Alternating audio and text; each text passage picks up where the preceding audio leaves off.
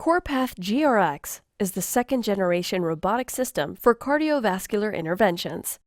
The CorPath system offers the physician robotic control of the guide catheter, guide wire, and balloon stent catheter from the protection of the radiation-shielded cockpit. As with a traditional intervention, the physician gains access manually. In preparation for CorPath, the physician attaches the drive gear to the Y connector and then connects the guide catheter.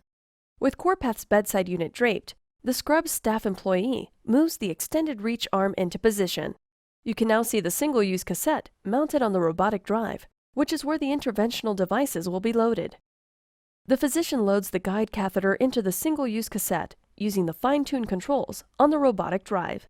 With the guide catheter securely in place within the cassette, the physician pulls the guide support track over the guide catheter, securely attaching it to the introducer sheath.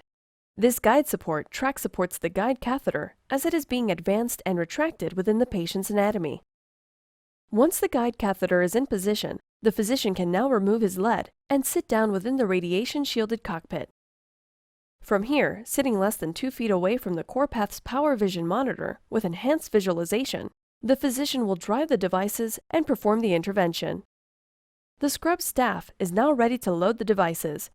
The bedside touchscreen provides step-by-step instructions to streamline workflow throughout the case.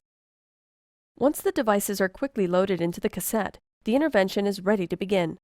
With the guide wire position locked in place within the cassette, the scrub staff adjusts the radiation shield to maximize her radiation protection and steps away to minimize her radiation exposure.